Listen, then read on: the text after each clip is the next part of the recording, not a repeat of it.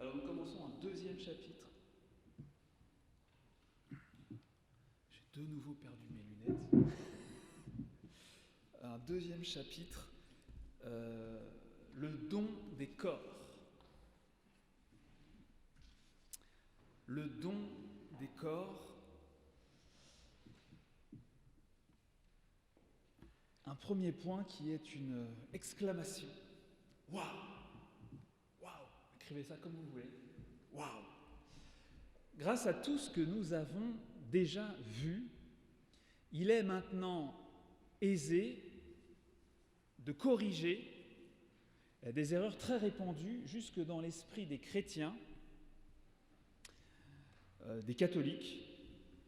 En effet, de nombreuses idées fausses courent partout sur la manière dont les catholiques considèrent notre sujet, considèrent la sexualité et plus largement le corps.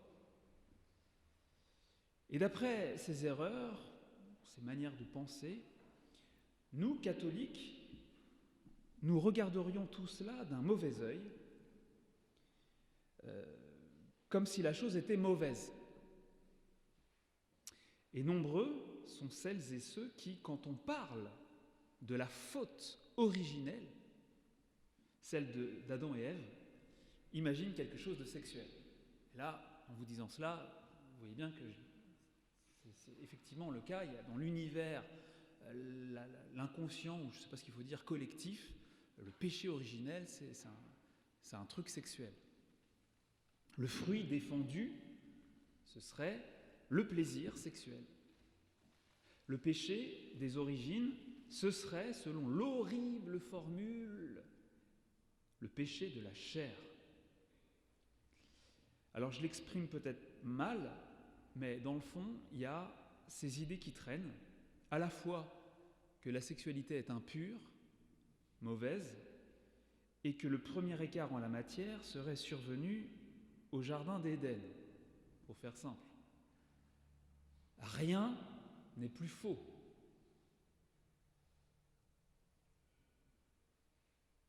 Et je voudrais m'attarder sur cela pour commencer.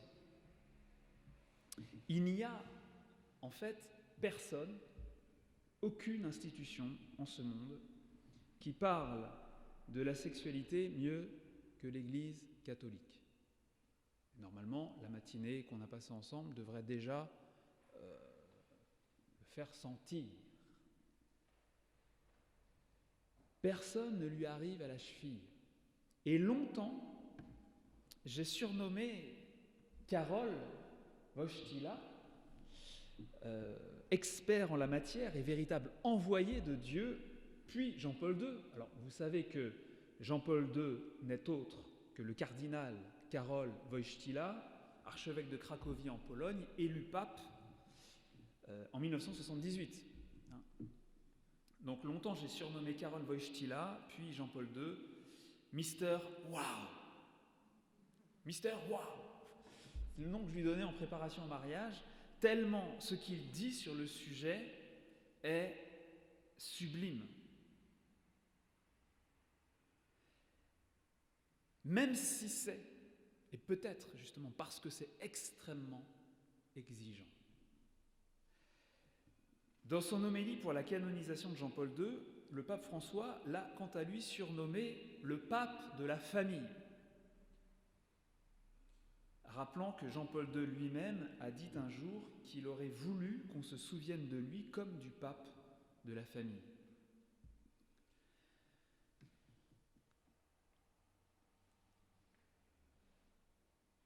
Il y a quelque chose qui m'a traversé l'esprit, que je voulais vous dire là, et ça m'échappe.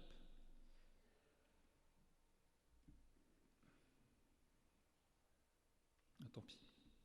Je voudrais maintenant vous citer l'évangile de Jésus, selon saint Matthieu. Et ce sera cette parole, le doux soleil illuminant notre après-midi. Matthieu chapitre 19, versets 4 à 6.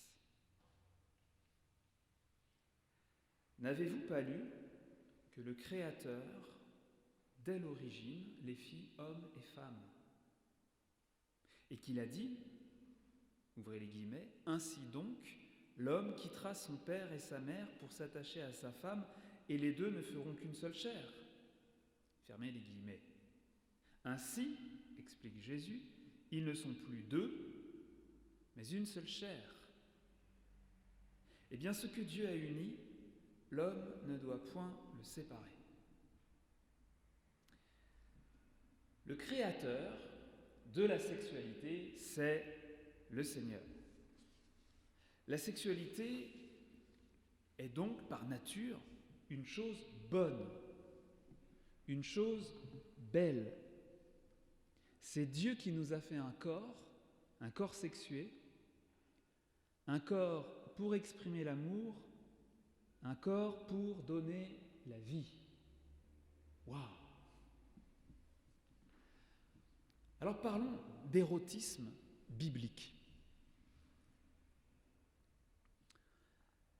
La Bible célèbre la beauté des corps, la beauté de la sexualité, l'intimité des époux dans le mariage. Elle aime la beauté des corps. Et on pourrait citer ici de très nombreux passages, en particulier dans l'Ancien Testament. Vous qui dites que l'Ancien Testament, c'est ceci, cela, de ce côté-là, c'est bien. Hein. Dieu vit tout ce qu'il avait fait, et cela était très bon. Quelques versets plus haut, il est écrit « Dieu les bénit et leur dit « Soyez féconds ». Soyez féconds. Et en disant cela, il ne leur dit pas d'aller chercher dans les choux et dans les roses. Soyez féconds. Multipliez-vous, emplissez la terre et soumettez-la. Le Seigneur sait comment on fait les bébés. Adam et Ève ne l'ont certainement pas surpris le jour où ils se sont unis, mais ce jour-là, ils ont embrassé le dessein très sage et bon de Dieu sur le corps. Ils ont fait la volonté de Dieu. Vous entendez bien ? Ils ont fait la volonté de Dieu. En faisant l'amour. Seigneur, que ta volonté soit faite. Des fois, c'est plus facile à dire. Mais voyez, cette idée selon laquelle la sexualité est mauvaise est totalement étrangère à la Bible et au christianisme. Les théologiens du Moyen-Âge, saint Thomas d'Aquin en tête, enseignent que si l'homme et la femme n'avaient pas péché, au passage, il y a quelqu'un qui a son réveil ou sa sonnerie qui est en train de faire brrr, brrr, brrr. Voilà, moi je ne sais pas si vous l'entendez, moi je l'entends. Voilà, il y a quelqu'un qui a oublié d'éteindre son réveil après sa sieste. Voilà. Qu'est-ce que je disais ? Saint Thomas d'Aquin, oui merci. Saint Thomas d'Aquin dit que si l'homme et la femme n'avaient pas péché, une très belle expression pour parler des rapports sexuels. On dit qu'un homme connaît sa femme. Je veux dire, c'est pas qu'il a lu un livre sur elle. Il connaît sa femme, une femme connaît son mari. Connaître, c'est le vocabulaire de la rencontre et du dévoilement. Et c'est aussi le vocabulaire de la découverte de soi. Connaître, c'est naître avec. Je me réalise avec toi. Je me comprends avec toi. Et ça rejoint ce que nous disions ce matin, c'est que l'homme et la femme sont faits pour le don d'eux-mêmes. Connaître, connaissance intime s'il en est.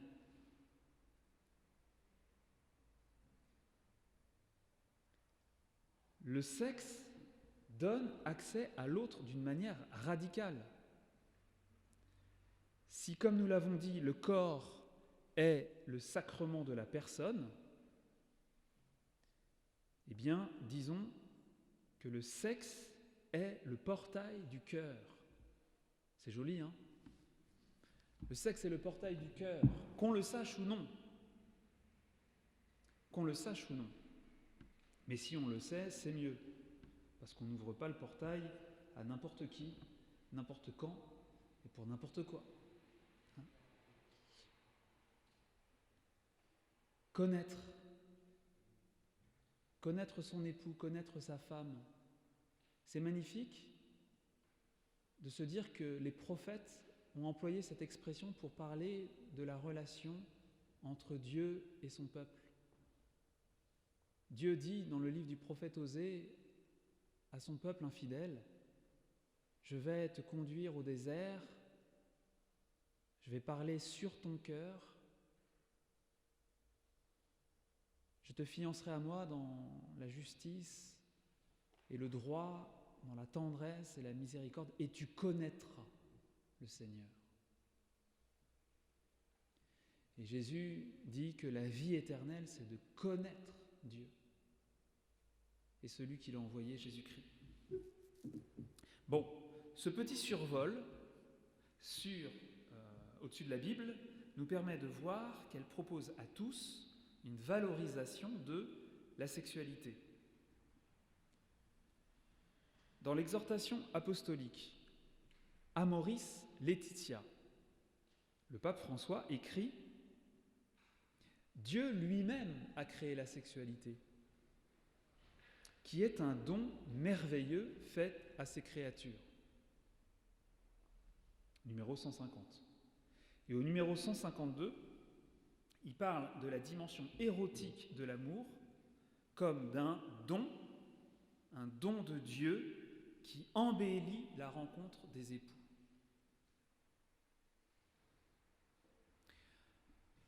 Nous voyons bien que poser un regard chrétien sur la sexualité n'est pas poser un regard accusateur, comme on dit inquisiteur. C'est porter un regard émerveillé, un regard stupéfait, pénétré d'action de grâce. Comme dit le livre des Proverbes, j'aime beaucoup ce proverbe, c'est joliment dit, « Le chemin de l'homme chez la jeune femme est une chose qui me dépasse. » Le chemin de l'homme chez la jeune femme, je ne vous fais pas un dessin. Merveille trop belle et mystérieuse, au sens fort de ces termes. C'est le lieu de Dieu. C'est aussi le haut lieu de la rencontre avec Dieu.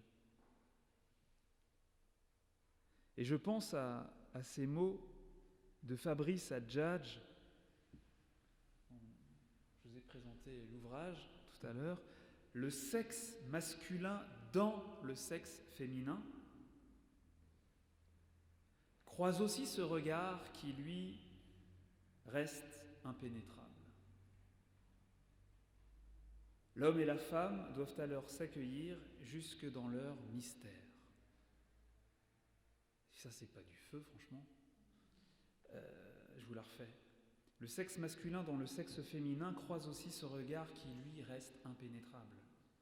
L'homme et la femme doivent alors s'accueillir jusque dans leur mystère.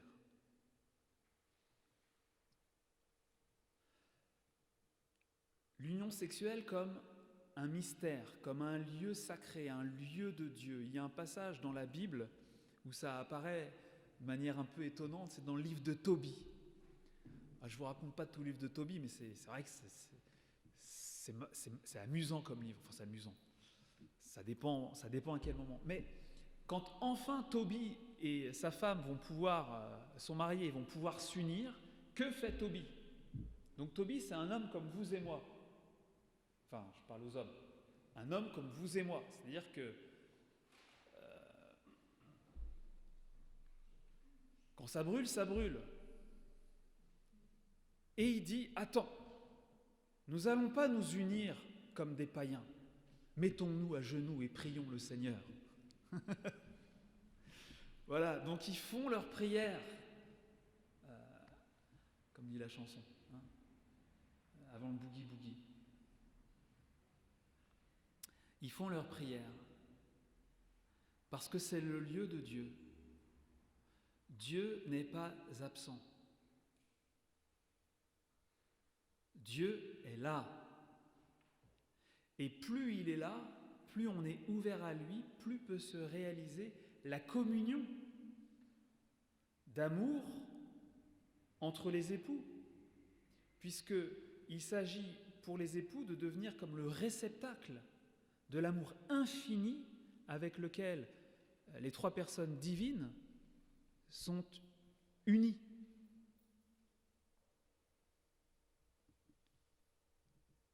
On n'est pas dans tout, on va reparler, on n'est pas du tout dans la technique là. On est dans la mystique. Et la réussite est surtout une affaire de mystique, non pas de technique.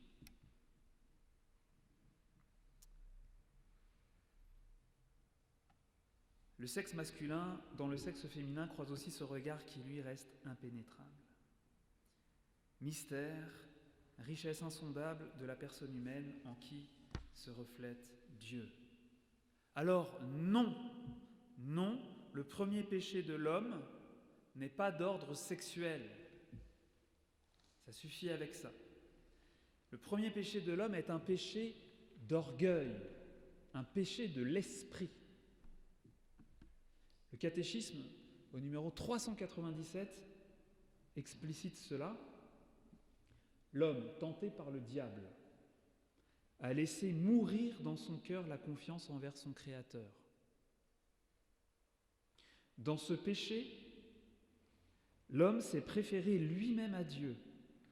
Il a fait choix de soi-même contre Dieu, contre les exigences de son état de créature et dès lors contre son bien. Créé dans un état de sainteté, l'homme était destiné à être pleinement divinisé par la gloire, par Dieu dans la gloire. Par la séduction du diable, il a voulu être comme Dieu, mais sans Dieu, et avant Dieu, et non pas selon Dieu. Il a voulu être comme Dieu, mais sans Dieu, et avant Dieu, et non pas selon Dieu. Voilà le premier péché. Alors j'insiste pas, parce que la chose est dite clairement, là, dans ce paragraphe 397 du catéchisme, le péché d'orgueil de nos premiers parents. Mais cette affaire-là, cette façon dont l'être humain se positionne de manière pécamineuse par rapport à la parole de Dieu, par rapport au dessein de Dieu, va nous éclairer quand même un petit peu plus tard, lorsque nous aborderons certaines difficultés liées à la morale sexuelle. Alors la morale sexuelle, ce n'est pas une expression qui est très à la mode, mais il faut bien comprendre ce que ça veut dire morale. Morale, c'est bel agir. C'est agir d'une manière belle, d'une manière qui correspond à notre nature, qui est, on n'arrête pas de le dire depuis ce matin, merveilleuse, magnifique, à l'image de Dieu, 3 fois saint. Bref, que la Bible mette en avant la sexualité, c'est donc trop évident. Et je pense ici, d'ailleurs, aux nombreuses généalogies qu'on trouve dans l'Ancien et le Nouveau Testament, y compris dans les évangiles. Un tel engendra un tel, qui engendra un tel, qui engendra un tel, qui engendra un tel, qui engendra un tel.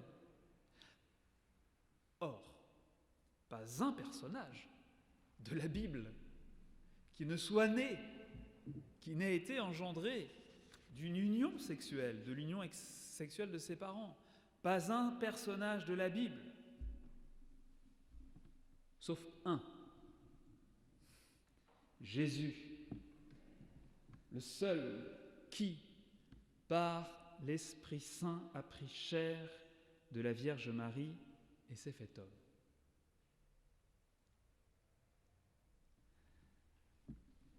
On en vient donc à une question qui en taraude quelques-uns parmi vous, enfin peut-être pas là dans l'Assemblée, mais qui taraude un certain nombre de chrétiens. Quid de l'exemplarité de Jésus et Marie, et tant qu'on y est, de Saint Joseph? C'est le point suivant. Exemplarité de Jésus et Marie, point d'interrogation. Eh oui, Jésus, conçu du Saint-Esprit, né de la Vierge Marie. Les deux plus belles figures du catholicisme, trois si nous ajoutons Saint Joseph, n'ont jamais eu de rapport sexuel. Ils sont vierges. Puisqu'ils sont exemplaires, et que notre vie, d'une manière ou d'une autre, se modèle sur la leur, il a pu, ou il peut, arriver, qu'on en déduise, que les rapports sexuels sont identifiables au péché, à quelque chose de mal, qu'ils sont sales. Parce qu'au contraire, Jésus et Marie, qui sont saints, n'en ont jamais connu. Ou bien les époux sont désorientés parce qu'ils disent, alors voilà, dans ce domaine de notre vie, on est alone, tout seul, on n'a aucun saint auquel se vouer.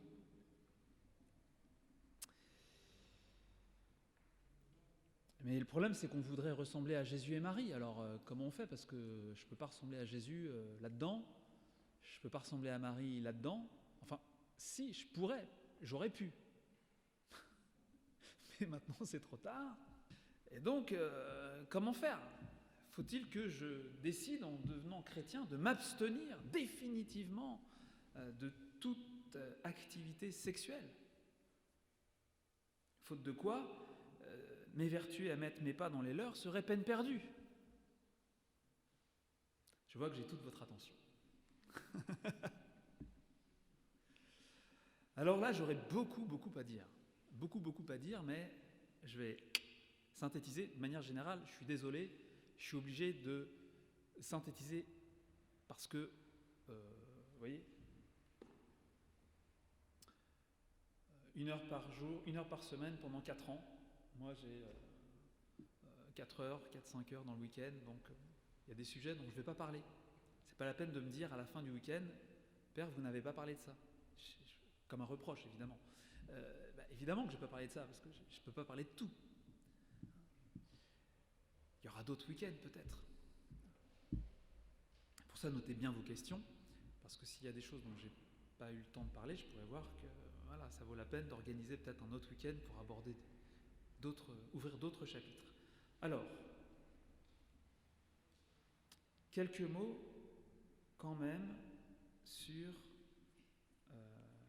cette affaire-là. Nous savons bien que la sexualité fait partie du dessein d'amour de Dieu.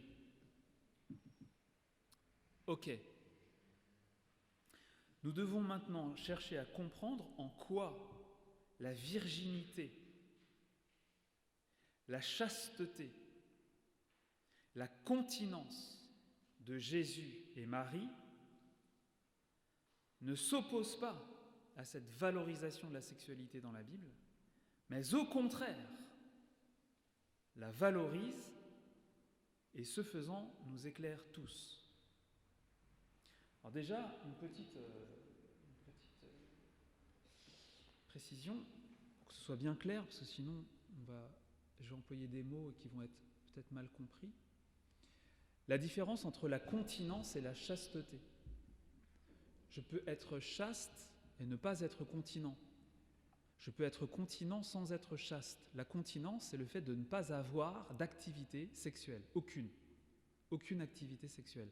La chasteté, je cite Jean-Paul II, la chasteté, selon la vision chrétienne, ne signifie absolument pas refus ou mésestime de la sexualité humaine, mais plutôt une énergie spirituelle sachant défendre l'amour des périls de l'égoïsme et de l'agressivité en conduisant l'amour vers sa pleine réalisation. Vous voyez, la chasteté, ce n'est pas l'absence d'activité sexuelle, c'est le fait de réguler notre sexualité pour l'ordonner à notre nature et au plan de Dieu sur nous. Donc, un époux, des époux, sont appelés à la chasteté. Mais à la chasteté, même dans l'acte sexuel, dans l'acte conjugal. Pour que cet acte soit vécu comme un acte d'amour, et non comme un acte de prédation, de convoitise, de concupiscence ou que sais-je. Le respect. Voilà. Donc, question, en quoi la virginité, la chasteté et la continence de Jésus et Marie ne s'opposent pas à cette valorisation de la sexualité dont nous parlons. Alors je suis désolé, je vais devoir faire un peu des détours, sinon la conclusion va être incompréhensible. Parlons de Jésus. Les Saintes Écritures nous parlent du Christ comme d'un époux. Il est l'époux avec une majuscule. Isaïe chapitre 54, verset 5, « Ton Créateur est ton époux, son nom est le Seigneur. » Deuxième épître aux Corinthiens, chapitre 11, verset 2, « Je vous ai fiancé à un époux unique, le Christ. » Saint Jean-Baptiste parlera de Jésus comme de l'époux auquel appartient l'épouse, c'est-à-dire chacune d'entre nous. Qui a l'épouse, dit-il, est l'époux. Jean chapitre 3, verset 29. Et Jésus se désignera lui-même en employant ce terme, lorsqu'il parlera de ses apôtres, il les appelle les compagnons de l'époux. Marc chapitre 2, verset 19. Et puis enfin, vous savez qu'en changeant l'eau en vin à Cana, Jésus a fait beaucoup plus que saouler toute la galerie. Et 600 litres de vin, ça fait quand même pas mal. Pour une seule fête, même avec 600 invités, ça fait 1 litre par personne. En pensant que les femmes boivent moins que les hommes, je pense que ça c'était déjà vrai, eh bien ça fait peut-être 1,5 litre, 2 litres pour certains, voire plus. Bref, Jésus a fait ce jour-là ce que tout jeune marié faisait en Israël lorsqu'il se mariait, à savoir offrir le vin servi au banquet des noces. Ce faisant, Jésus se révèle d'une manière, de cette façon dont il a un peu le secret, il se révèle comme l'époux véritable. Il est celui qui offre le vin le jour du mariage, il est l'époux. Il est l'époux véritable, il est l'époux de nos âmes. Jean-Paul II dit, en substance, dans sa lettre sur la dignité et la vocation de la femme, la lettre Mulieris Dignitatem, Jean-Paul II dit que Jésus est l'époux, c'est-à-dire celui qui aime. L'époux est celui qui aime, celui qui nous aime et se donne. L'épouse est aimée. Elle est celle qui reçoit l'amour pour aimer à son tour. Et il ajoute, dans l'Église, tout être humain, homme et femme, est l'épouse. Parce qu'il accueille comme un don l'amour du Christ rédempteur et aussi parce qu'il tente d'y répondre par le don de sa personne. Jésus est l'époux. Et tout ceci, cette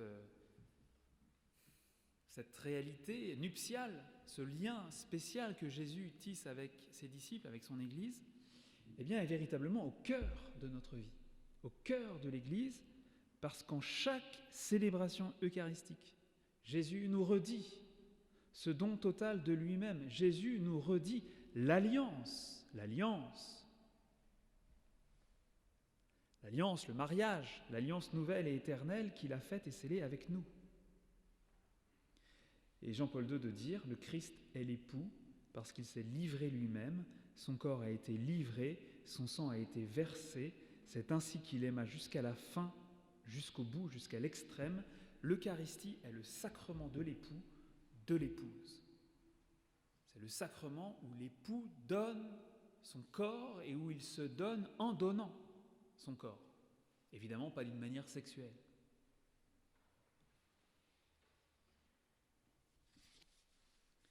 C'est dans cette lumière que nous voulons contempler le célibat et la virginité du Seigneur Jésus. Le corps appartient à l'homme. Il fait partie de lui-même, de ce don de lui-même offert à l'être aimé. Il ne peut y avoir don total, il ne peut y avoir don nuptial sans une mise à part, sans une mise en réserve du corps, de son corps, pour celui qu'on aime. Vous voyez ? Oui, allô, il y a quelqu'un ? Il ne peut y avoir don total, don nuptial, sans une mise à part, sans une mise en réserve de notre corps pour celui qu'on aime. Bien que je ne l'ai jamais entendu formuler de cette manière, je peux vous dire que le célibat du Christ est de cet ordre-là. Son célibat et sa virginité ne sont pas un manque, un vide, une carence, le truc pas cool qu'il a dû trimballer parce qu'il avait la mission de sauver l'humanité, ou je sais pas quoi. C'est l'expression du don total qu'il fait de lui-même à chacun d'entre nous. Il s'est réservé pour toi, pour se donner entièrement à toi. Parce que Dieu est Dieu, Dieu est infini. Il y a un passage comme ça, je crois, dans Familiaris Consortio, où Jean-Paul II explique qu'il n'y a que Dieu qui est capable de se donner entièrement à tout le monde. Alors que pour le commun des mortels, on peut faire ça avec sa femme ou son mari, quoi. Ou à Dieu.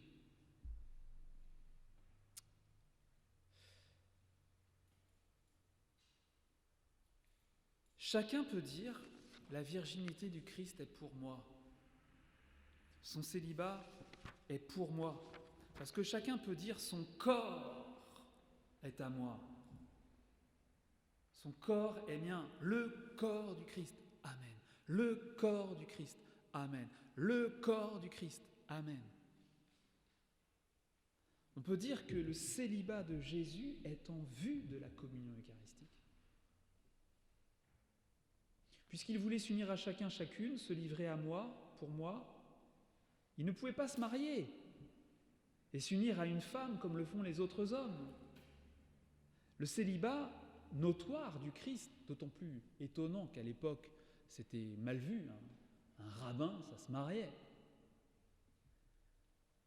C'est une façon pour lui de se réserver pour chacun d'entre nous. Pour chacun, chacune qui, en communion à son corps, le reçoit réellement tout entier. Évidemment, cette union n'a rien de ce qu'on appellerait communément un rapport sexuel. Mais ainsi, nous voyons que dans le célibat du Christ brille son amour et que la manifestation de son amour passe par son corps. Le célibat de Jésus est un ostensoir de son cœur offert à chacun. Il est ton époux, ton bien-aimé. Quiconque acquiert un regard contemplatif découvre que le célibat et la virginité de Jésus parlent donc, et c'est là que je voulais en venir, le célibat et la virginité de Jésus parlent donc de l'amour jusqu'au don total de soi à l'être aimé. Don total de soi que les époux sont appelés à vivre et à exprimer aussi par l'union du corps. Vous comprenez ?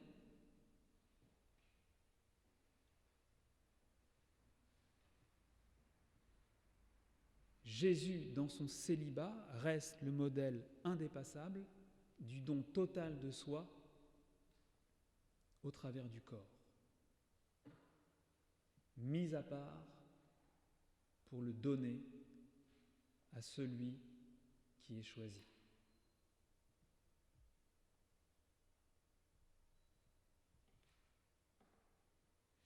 Et je voudrais ajouter ici que cette virginité du Christ manifeste sa virilité. sa virilité, sa force, car il est viril celui qui se possède lui-même et qui librement se donne, sans retour, et qui aime assez l'autre pour ne vouloir que son bien.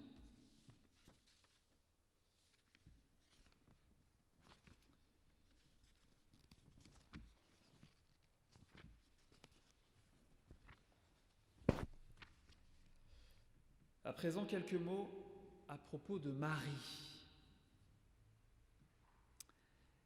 L'immaculée conception de Marie et sa virginité ne sont pas deux choses identiques, mes amis. Marie a été conçue sans le péché originel et elle n'a jamais commis de péché personnel. Le fait qu'elle n'ait jamais eu de rapport sexuel est d'un autre ordre. Mais il est vrai que les deux sont liés. Oui, le fait de n'avoir jamais péché et le fait de n'avoir jamais eu de rapport sexuel sont deux choses différentes. Si on dit que Marie est l'Immaculée Conception, c'est pas parce qu'elle n'a jamais couché avec aucun homme. Ça n'a rien à voir. Ça a un lien, mais c'est pas identique. Quel est ce lien ?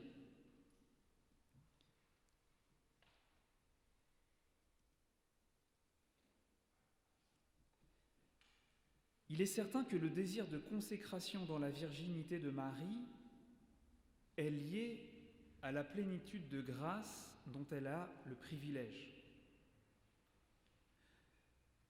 Le fait d'avoir été conçue sans péché. Mais ce qui donne de la valeur au don total qu'elle fait au Seigneur d'elle-même dans l'état de virginité, c'est que ce don est libre. Autrement dit, il n'a rien d'automatique et elle aurait pu ne pas le faire. Marie avait décidé de rester vierge, ou pour mieux dire, de s'offrir entièrement à Dieu, et donc corps et âme. Elle a décidé de s'offrir entièrement à Dieu et à lui seul. Nous en avons la preuve dans la réponse qu'elle fait à l'annonce de l'ange Gabriel, alors qu'elle est fiancée à Joseph, c'est l'Évangile qui le dit, elle demande comment elle pourra concevoir et mettre au monde l'enfant qu'on lui annonce. Comment cela pourra-t-il se faire, puisque je ne connais pas d'homme. Et sous-entendu que je n'ai pas l'intention d'en connaître. Si Marie avait eu l'intention d'en connaître, si Marie n'avait pas eu l'intention de demeurer vierge, elle aurait probablement pensé, comme les autres personnages de la Bible auxquels on annonce une naissance prochaine, même miraculeuse, que la chose viendrait naturellement après son mariage. Ça ne fait pas difficulté. Mais le fait est que la connaissance de Dieu et de son amour avait amené Marie à décider de lui réserver toute sa personne. Et là, encore, je raccroche avec notre sujet, plus précisément. Elle avait décidé de lui réserver toute sa personne. Son corps, n'allant à personne d'autre qu'à lui, allait donc demeurer vierge, comme un espace privé, comme un lieu réservé. Et les commentateurs du Cantique des Cantiques n'ont pas manqué de reconnaître la Vierge dans celle qu'on décrit au chapitre 4, verset 12, comme un jardin bien clos.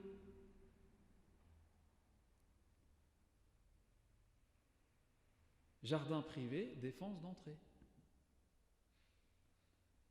Et son cœur est comme une source scellée, pour reprendre encore le Cantique des Cantiques, à laquelle nul autre ne viendra boire que le Seigneur. Personne d'autre n'y boira comme époux, mais une multitude y boira comme fils et comme fille, car comme mère,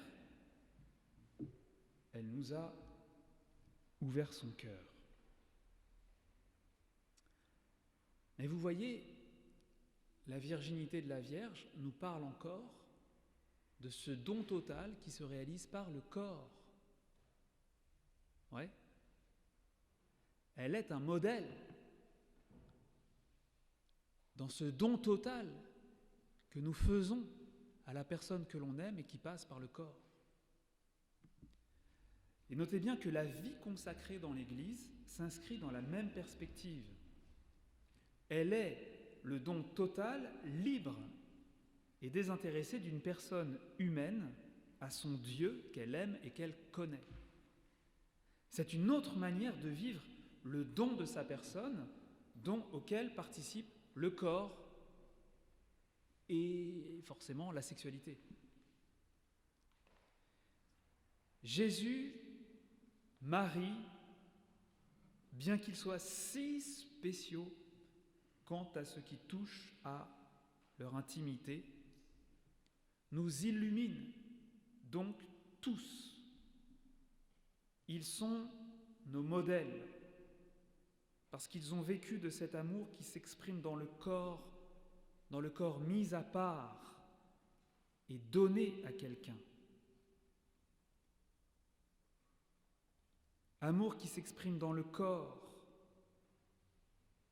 amour qui toujours sait se maîtriser, amour qui s'exprime dans le corps mis à part et donné à quelqu'un comme un sacrement de leur personne dont ils lui font cadeau.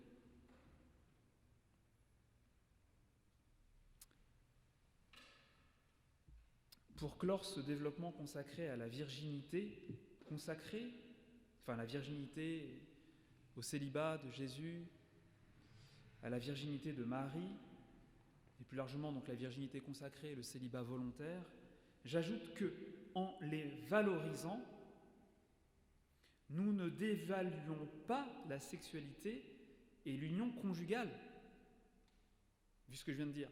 Au contraire, puisqu'on souligne alors la valeur du corps, le sens du corps, le sens de la sexualité au travers duquel s'exprime le don entier de la personne.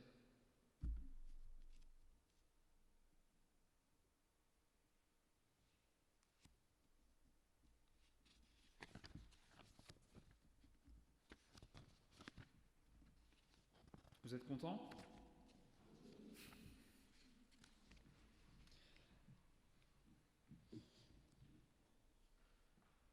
Le christianisme valorise donc d'une manière inédite et inouïe le corps,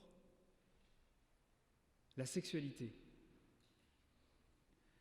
En particulier le catholicisme et l'orthodoxie, parce que c'est là, et là seulement, qu'on fait grand cas du sacrement du corps du Seigneur, et que le corps nous est donné. Lorsqu'il parle de la sexualité et de la dimension érotique de l'amour dans Amoris Laetitia, le pape François parle d'éviter sa déviance. Pourquoi ?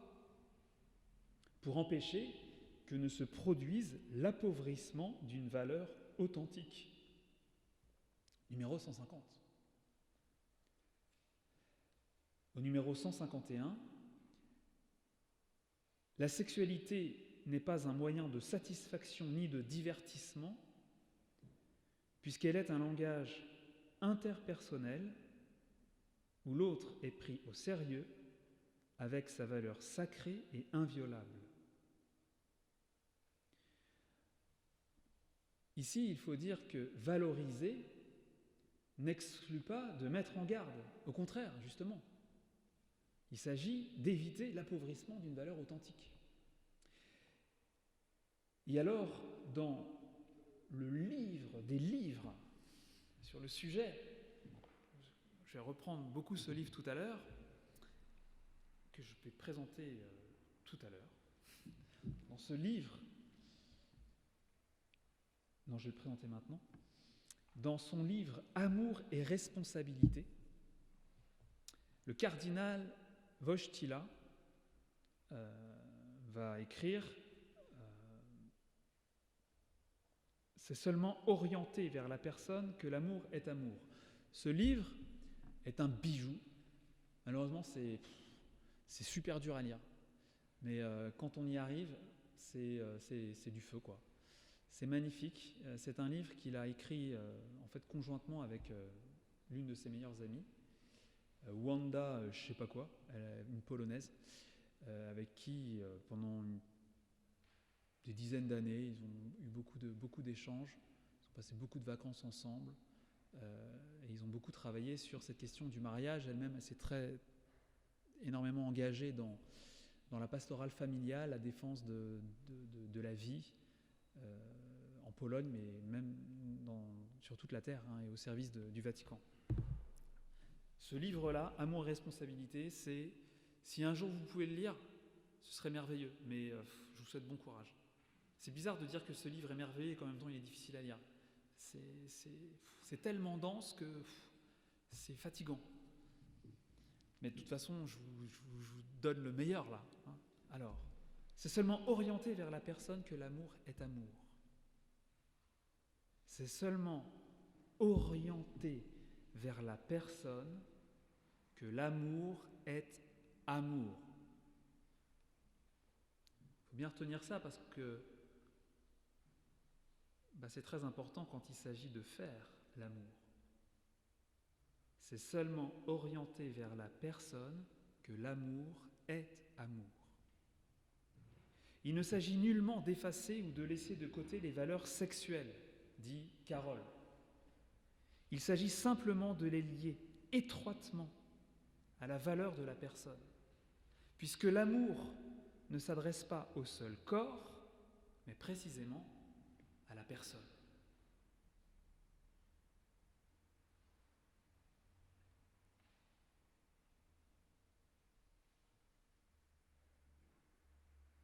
On fait une pause.